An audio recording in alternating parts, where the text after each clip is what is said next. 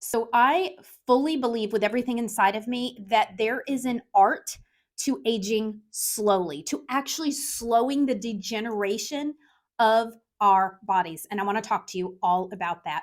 My name is Lisa Arundel. I'm an integrative women's health coach, an energy transformation coach, and a certified personal trainer. And I love this topic. In fact, this specific topic was one of my most listened to podcasts to date. It's been a pretty new podcast as of the making of this. You can hear the Lisa Lou Show if you want to look up my podcast. But I love this topic because I'm impassioned by it.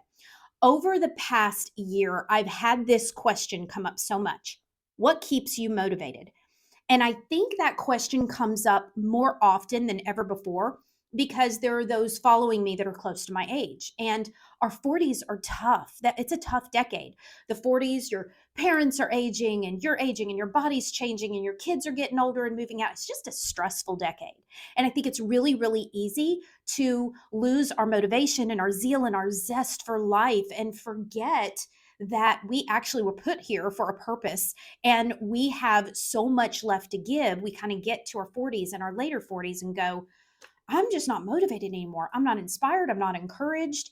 And so that question has been asked over and over. What keeps you motivated? Because trust me, there are days that I don't feel like working out or I just want to eat a bag of donuts and all the things, right? So, what keeps me pursuing health? What keeps me pursuing trying to be the healthiest and the fittest I can be spiritually, mentally, emotionally, physically? Here's my answer. I decided a long time ago to be the shift in my family legacy. I decided to be that shift. Here's what I mean. I have a family legacy lineage of poor health. So, diabetes, heart disease, obesity, and the heart disease has led to early death, like early 50s in several of my family members. So, we're talking kind of big, looming, heavy things that you go, oh, okay, I really don't want to fall into that pattern yet.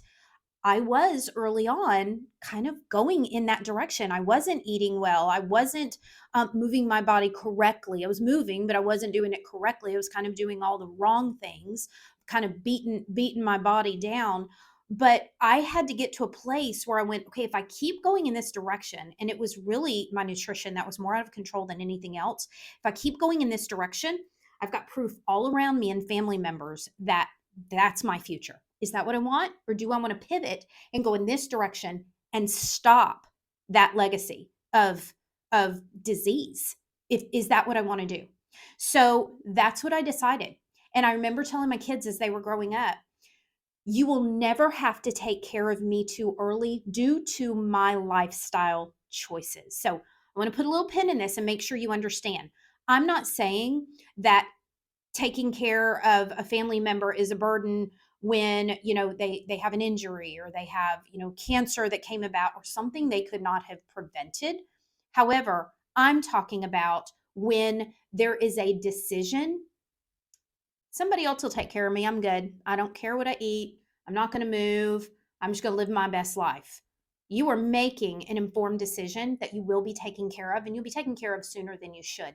That's the burden that I'm referring to, that I did not want to place on my children. If they have to take care of me for something I couldn't control, that's different. I made no promises there because I can't.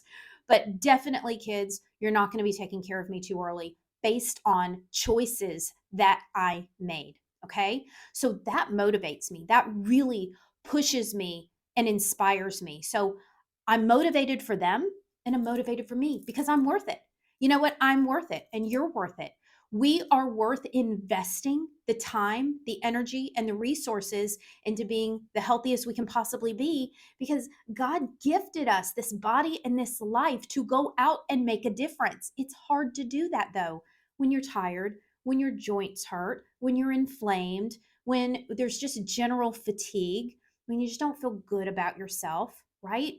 And so to stay ahead of that means that we have to be incredibly intentional about staying ahead of it. Our mind has to be in the right place. And it's not always going to be there. There's going to be bad days, but it's that ultimate goal. What is your motivation? I told you what mine was.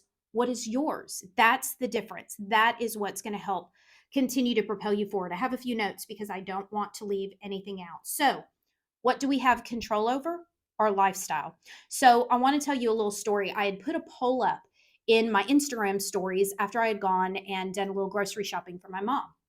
And I said, hey, anybody else out there help your mom out, do grocery shopping for them or whatever? And I had it was this flood of DMs. It was interesting, the conversation that it opened up. And there were people that were saying, oh, yeah, I got to do this for my parents. And my gosh, and I have to do this. And there were other people like, I love it. I love serving my mom and my dad. And it's awesome, right? People in all different stages of life. It was just interesting, the conversation it opened up.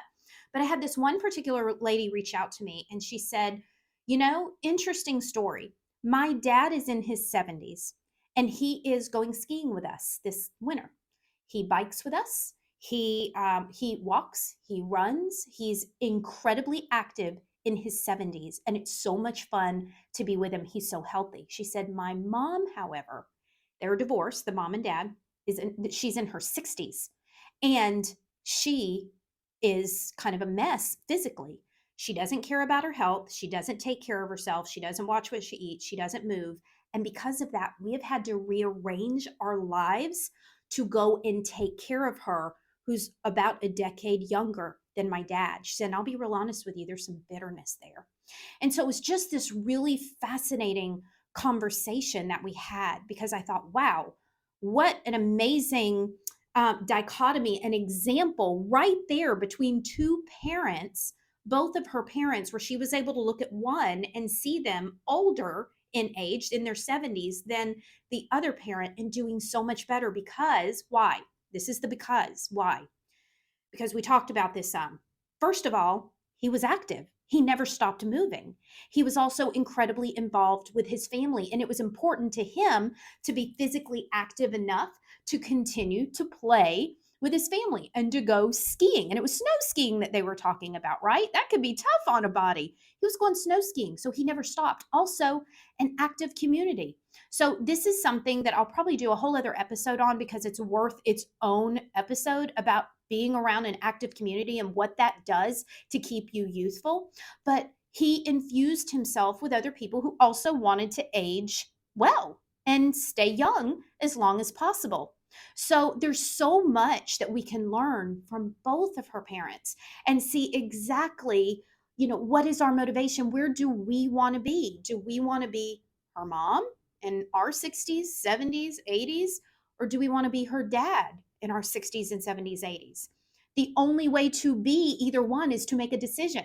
Whichever one you're going to be, there's a decision because we're talking lifestyle choices right now. Lifestyle choices. Okay.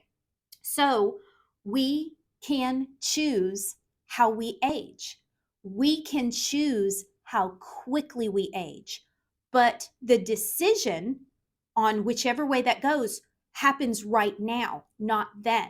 So make sure you don't get stuck in this state of going, gosh, I hope I'm that fit by the time I'm their age. Gee, I wish I was at that level of fitness 5 years ago. Maybe I will be in another 5 years. It's never going to happen because wishes and hopes do not create results. Actions do.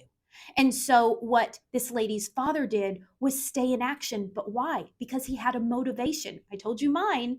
He had this big motivation to stay active with his family so he could do things like ski with them for years and years to come, to bike, to run, to walk, to do all these active things.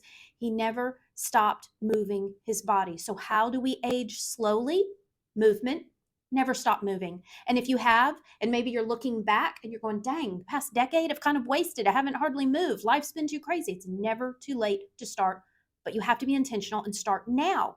Think about your 80-year-old self, reverse engineer. How do you want to be then? Do you want to be able to bend down and pick up a sock off the floor without your back hurting?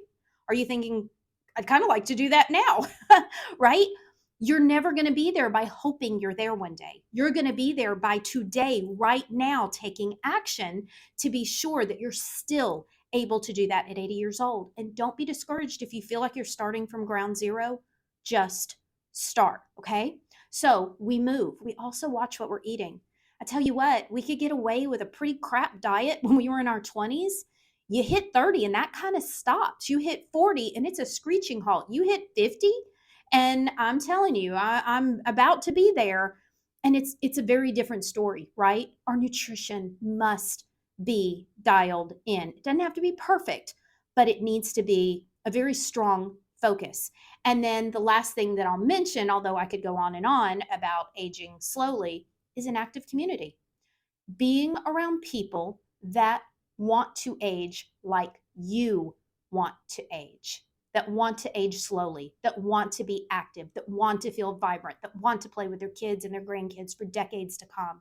When you're around and surrounded by people who are just fine, sitting on the couch, watching Netflix all weekend long, coming home from work, sitting on the couch watching the ball game, when that is all you're exposed to, it's who you become. So if we are who we hang out with, if we become who we hang out with, isn't it important to hang out with people who are active and want to age like you do? So I'll end there, and I'll end with this one last statement. What is your motivation? What is your motivation?